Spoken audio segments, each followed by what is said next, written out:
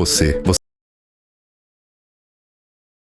lhe estranho, ninguém nota a sua existência, você não tem insígnias, nenhum reconhecimento e na hierarquia militar você é praticamente invisível, mas isso não é um erro, é completamente intencional. Este é o posto mais baixo do exército. Recruta, seus dias frios começam às 5 da manhã com o som traumático de um sino e após exercícios físicos intensos, limpeza e mais treinamento no refeitório, todos te ignoram e ninguém fala com você. Mas por que esse anonimato? E o que acontece quando o treinamento termina? Bem, algo decepcionante. Após 6 meses, você é automaticamente promovido e agora é um soldado de segunda classe. Mas há um problema. Não é por mérito, não é por habilidade e nem mesmo porque alguém notou você. Isso acontece simplesmente porque o sistema assim determina. E ainda pior, esse novo posto muda quase nada. Você continua recebendo ordens, ainda não toma decisões e ainda não é realmente alguém importante dentro da hierarquia. Então, se ninguém está te avaliando, como você continua sendo promovido? É curioso, mas cerca de um ano depois, o sistema faz seu trabalho novamente e te transforma em soldado de primeira classe. E embora o título soe melhor, a realidade é que você ainda não lidera ninguém. Esse é o terceiro posto no Exército dos Estados Unidos. E embora agora você tenha mais experiência, seu trabalho continua o mesmo: executar ordens e aperfeiçoar suas habilidades. É aqui que alguns soldados começam a se destacar, porque nem todos chegam a esse posto da mesma forma. Se você entrou sem experiência prévia, a promoção é automática após um ano. Mas se você tem treinamento militar ou até mesmo um diploma universitário de 4 anos, pode começar diretamente nesse posto sem passar pelos níveis anteriores. Sim, o exército não busca apenas força, ele também busca preparo, mas você ainda não tem autoridade real. Para isso, precisa subir mais um degrau. O próximo posto é o de especialista. É aqui que as coisas começam a ficar interessantes. Tecnicamente, você ainda não é um suboficial, mas agora pode liderar soldados de patente inferior. Espera-se que você seja um especialista em sua área, que saiba executar ordens com precisão e que comece a assumir mais responsabilidades de liderança. Você pode estar encarregado de preparar soldados para exercícios de patrulha noturna em terrenos desconhecidos ou supervisionar a manutenção de veículos blindados, garantindo que nada falhe. Mas aqui vai um detalhe curioso: especialistas têm o mesmo nível salarial que um cabo, mas não possuem o status de suboficial, ou seja, podem ter mais experiência e conhecimento, mas sem autoridade formal para tomar decisões. Muitos soldados ficam presos nesse posto porque não dão o próximo passo. E é aqui que aparece uma das decisões mais importantes na carreira militar: seguir o caminho técnico ou o caminho da liderança. Se você escolher a liderança, o próximo passo é o de cabo. Esse é um dos postos mais antigos do exército, estabelecido em 1775. E por um motivo, o cabo é a base da liderança militar. Se o exército fosse um corpo, os cabos seriam a espinha dorsal. Sem eles, tudo desmoronaria. A partir deste ponto, você não apenas recebe ordens, agora você treina outros, impõe disciplina e garante que os padrões do exército sejam cumpridos. Mas chegar até aqui não é fácil. Você precisa de pelo menos 26 meses de serviço, concluir o curso básico de liderança e receber a aprovação do seu oficial comandante. Se você demonstrar potencial, a promoção pode ser acelerada. A partir daqui, o caminho se torna cada vez mais difícil, porque ser um bom soldado já não é suficiente. Agora você precisa ser um bom líder. Se conseguir, pode se tornar um sargento. E aqui, as regras mudam completamente. Chegar ao posto de sargento não é apenas uma questão de tempo. Esse posto marca uma transição crucial de suboficial júnior para um verdadeiro líder dentro do exército. Para ser promovido, você precisa de pelo menos 36 meses de serviço, concluir o curso avançado de liderança e se destacar em tiro, condição física e avaliações de desempenho. E aqui vai um fato surpreendente: você pode ser promovido a sargento sem nunca ter sido cabo. Se demonstrar liderança excepcional, o exército pode te pular diretamente para esse posto. Mas não se empolgue demais, porque a competição aqui se torna brutal. As promoções deixam de ser automáticas e apenas os melhores avançam. E à medida que você sobe, a responsabilidade aumenta, assim como o número de soldados sob seu comando. Sargento do Estado-Maior. E é aqui que as regras mudam. Até agora, o exército te treinou para obedecer, seguir ordens e cumprir seu dever. Mas a partir do sargento sargento do Estado-Maior, obedecer já não é suficiente. O poder começa a se mover nas sombras. Ser o melhor soldado ou o mais disciplinado já não basta. Para ser promovido, você precisa de aliados. Você precisa de influência. As recomendações do comando não são conquistadas apenas com esforço. Elas são negociadas, construídas e muitas vezes devem favores. E é aqui que muitos ficam estagnados. Você tem o poder de gerenciar equipes inteiras, supervisionar recursos e decidir o destino de soldados de patente inferior. Imagine que você está em uma base no Afeganistão. Um comboio está atrasado em sua rota e não há comunicação com ele. O oficial comandante está ocupado, os soldados estão aguardando ordens e os suprimentos podem estar em risco. Você é o sargento do Estado-Maior. Você toma a iniciativa e organiza uma equipe de busca? Você espera por mais instruções e arrisca a missão? Esse tipo de decisão pode significar a diferença entre uma promoção ou um fim abrupto para sua carreira. A promoção para sargento do Estado-Maior não exige apenas experiência, ela exige algo mais. A recomendação do seu comando, 84 meses de serviço e a conclusão do curso de desenvolvimento de liderança primária. Mas existe uma verdade incômoda: ser bom não é suficiente. Você pode ter feito tudo o que foi exigido, mas se não tiver o favor dos seus superiores, simplesmente vai ficar preso aqui. Sargento de primeira classe, você não é mais apenas um supervisor. Agora, com 15 a 18 anos de serviço, você se torna a espinha dorsal do pelotão. Supervisiona vários sargentos do Estado-Maior e atua como a ligação entre os soldados alistados e os oficiais. Se um capitão quer que uma missão seja executada, é você quem garante que ela realmente aconteça. Pense da seguinte forma: é você quem decide se um soldado será punido ou receberá uma segunda chance. O soldado que chegou atrasado à formação está passando por problemas pessoais ou apenas sendo preguiçoso, você o pune ou o ajuda. O que importa é o seu julgamento. Mas é aqui que entra a política. Agora, você não apenas segue ordens, você as interpreta. Um comandante vai te pedir resultados, mas não vai te dizer como alcançá-los. Se uma base no Iraque precisa de mais segurança, você pode aumentar as patrulhas, redistribuir recursos ou até pressionar para conseguir mais pessoal. A decisão é sua. E se você tomar a decisão errada, pode estar enviando seus homens direto para o desastre. O sargento mestre, com nível salarial I8, deixa para trás a ação direta. Agora, você supervisiona batalhões inteiros, assessora comandantes e gerencia a estrutura operacional em um nível estratégico. Aqui vai um fato curioso: você pode ter 20 anos de experiência e ainda assim receber ordens de um oficial com metade do seu tempo de serviço. Mas não se engane, muitas vezes esse oficial vai fazer exatamente o que você sugerir. Esse é o ponto em que a burocracia militar se torna uma arma. Alguns a usam para proteger seus soldados, outros para promover seus próprios interesses. Há quem manipule avaliações, promova aliados e destrua a carreira de quem considera um rival. Se você não aprender a jogar esse jogo, não vai avançar mais. Mas com o posto de primeiro sargento, tudo isso se torna implacável. Apenas 1% dos soldados chegam a esse posto. Aqui, você não apenas supervisiona a logística e a disciplina. Agora você controla o destino de cada soldado sob seu comando. Se alguém comete um erro, é você quem decide se isso é reparável ou se a carreira dessa pessoa se acabou. Se há conflito interno na unidade, é você quem decide como ele será resolvido. Se um soldado promissor precisa de uma chance, é você quem coloca o nome dele na lista. Neste nível, já não se trata apenas de experiência ou desempenho. Trata-se de quem te apoia, quem você ajudou e quem te deve favores, porque os próximos postos não são conquistados com trabalho duro, são conquistados com outra coisa. E quem não entende isso, permanece aqui para sempre. O sargento-mor do exército, com nível salarial I9, já não foca em pequenas unidades ou na execução direta de missões. Agora, você atua em níveis estratégicos. Imagine uma operação em andamento no Pacífico. O fornecimento de combustível está em risco e a logística se torna caótica. Um oficial de alta patente procura uma solução, mas quem realmente entende a estrutura operacional é você. Um erro aqui pode deixar uma unidade isolada ou uma base sem suprimentos críticos, e se você não perceber o problema a tempo, ninguém mais vai perceber. E aqui está a grande diferença. O sargento-mor do exército é uma sombra, mas o sargento-mor comandante é uma presença. O sargento-mor comandante não atua apenas no nível do batalhão. Ele é a conexão direta entre os soldados e os oficiais de mais alta patente. Suas decisões afetam milhares de soldados. Se houver uma mudança na política de disciplina, nos treinamentos ou nas implantações, sua influência molda como essas regras serão aplicadas. Pense assim: se um general decide implementar um novo sistema de treinamento, isso pode ser uma reforma revolucionária ou um desastre completo. Se o sargento-mor comandante não apoiar, o moral despenca. Se ele adaptar o sistema com inteligência, a reforma se torna um sucesso. Essencialmente, ele pode fazer um comandante brilhar ou fracassar. É por isso que o Departamento do Exército escolhe esses sargentos com extremo cuidado. Não é qualquer um que chega a bater aqui. É preciso ter demonstrado liderança, habilidade política e controle absoluto sobre as tropas. Mas acima de todos, há apenas um homem, o Sargento-Mor do Exército. Este não é apenas um posto, é um cargo. Existe apenas um em todo o Exército dos Estados Unidos. Ele é o conselheiro pessoal do chefe do Estado-Maior e a única voz alistada que alcança o comando mais alto. É um papel de poder, mas também de risco. Se você ocupa essa posição, seu rosto é conhecido, suas palavras são registradas e suas decisões podem se tornar históricas ou desastrosas. Aqui está algo que poucas pessoas sabem. Embora o Sargento-Mor do Exército tecnicamente ainda esteja entre os postos alistados, ele possui privilégios de protocolo acima de um tenente-general. Em reuniões estratégicas, sua opinião pode ter mais peso do que a de um oficial com 3 estrelas no uniforme. E é aqui que o poder muda de mãos, porque logo depois disso, entramos no território dos oficiais. O primeiro oficial técnico é o primeiro nível de um novo mundo. Eles não são oficiais comissionados tradicionais, mas também não são mais soldados alistados. São híbridos. Tecnicamente, não respondem mais a sargentos, mas também não possuem o mesmo nível de autoridade de um tenente. Esses oficiais são selecionados entre os soldados alistados, mas o tempo de serviço não é suficiente. Para entrar nesse posto, é preciso apresentar uma solicitação por escrito, obter recomendações dos seus comandantes e ser aprovado pelo secretário do Exército. Nesse nível, sua experiência de combate ou habilidades de liderança ainda contam, mas o que conta ainda mais é quem está disposto.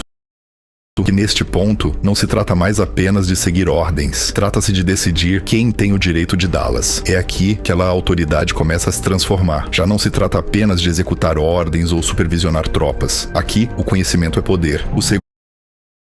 YouTube Premium é o YouTube. Já não se trata apenas de executar ordens ou supervisionar tropas. Aqui, o conhecimento é poder. O segundo oficial técnico já não é um aprendiz. Agora, ele é um especialista intermediário com autoridade real. Ele já não apenas aconselha comandantes. Ele toma decisões que podem mudar o desfecho de uma missão. Imagine uma operação de inteligência no Oriente Médio. Um batalhão de infantaria se prepara para uma incursão noturna. Mas há um problema. O sistema de comunicação via satélite está sofrendo interferência e o comandante não sabe se deve prosseguir ou abortar. O segundo oficial técnico, especialista em sistemas de sinal, é o único na sala que realmente entende o que está acontecendo. Se ele disser que é seguro continuar, o batalhão avança. Se disser que não, a missão é cancelada. Aqui, a influência é sutil, mas absoluta. Você não dá ordens diretas, mas o que você diz determina quais ordens serão dadas. Subimos um nível. Terceiro oficial técnico, agora estamos em um ponto onde você não supervisiona apenas uma unidade, mas várias equipes dentro de uma área operacional. Nesse nível, os oficiais técnicos são líderes de elite em sua área de atuação. Imagine um comboio militar transportando suprimentos críticos por uma zona de guerra. O comandante da unidade tem a autoridade, mas é o terceiro oficial técnico quem decide como a missão será executada. Se ele detectar uma falha logística, pode redirecionar o comboio, alterar rotas ou até suspender o movimento se o risco for alto demais. E a parte mais importante, ninguém vai questionar sua decisão, porque seu conhecimento técnico supera o dos oficiais comissionados. Mas agora, as coisas ficam ainda mais interessantes. O quarto oficial técnico já não lida apenas com táticas, mas com estratégia. Esse posto não atua mais no nível de brigada ou batalhão. Ele funciona em divisões, corpos de exército e escalões superiores. Aqui, você não apenas aplica seu conhecimento, você ajuda a definir o futuro do exército em sua área de especialização. Por exemplo, imagine que você é um especialista em defesa aérea. Um novo tipo de drone inimigo está causando estragos nas linhas de defesa. Oficiais comissionados podem discutir o problema em reuniões, mas você é quem realmente sabe como combatê-lo. Seu trabalho não é apenas dizer, isso não vai funcionar, é desenvolver a nova doutrina de combate que vai determinar como o exército vai se adaptar à ameaça. No topo dessa estrutura, encontramos o quinto oficial técnico. Esse não é apenas um posto, é uma anomalia. É o posto mais raro do exército. Tão poucos existem que seus nomes são conhecidos nos círculos estratégicos. Esses oficiais não apenas aconselham, eles moldam o próprio exército. Quando um general precisa entender como modernizar uma frota de helicópteros de ataque ou integrar inteligência artificial nas operações, ele não liga para um coronel, ele liga para um quinto oficial técnico. Neste ponto, você já não é apenas um especialista, você é um arquiteto da guerra. Mas mesmo nesse nível, ainda existe um teto, porque depois dos oficiais técnicos, vem os oficiais comissionados, e neste novo mundo, a influência muda completamente. O segundo tenente é o ponto de entrada, o primeiro a receber uma comissão, e o primeiro a liderar. Um pelotão de 15 a 50 soldados depende de suas ordens, mas aqui é onde a realidade bate. Os suboficiais sob seu comando, como o sargento do pelotão, têm mais experiência, já estiveram em combate, lideram tropas há anos, e é aqui que reside o dilema. Se o segundo tenente não provar sua competência rapidamente, perderá o respeito daqueles que realmente executam as ordens. Alguns aprendem rápido, outros tornam-se nomes esquecidos nos relatórios pós-missão. O primeiro tenente sobreviveu a esse teste, ainda lidera um pelotão, mas agora conta com a confiança de seus superiores. Já não é mais o oficial inexperiente que veio aprender, agora espera-se que ensine. Quando um comboio é emboscado em uma estrada afegã, é o primeiro tenente quem decide se luta ou recua. Se os suprimentos de munição na base estão acabando, cabe a ele negociar com a logística e garantir mais antes que seja tarde demais. Mas ser líder de pelotão é apenas o começo. Um capitão é algo totalmente diferente. Agora, você não lidera mais um pelotão, lidera uma companhia inteira, cerca de 150 soldados. Se antes sua responsabilidade era garantir que um esquadrão cumprisse sua missão corretamente, agora você deve garantir que uma unidade inteira funcione com precisão. É aqui que o jogo muda, porque um capitão não lidera apenas soldados, ele gerencia a política dentro da unidade. Se dois tenentes da sua companhia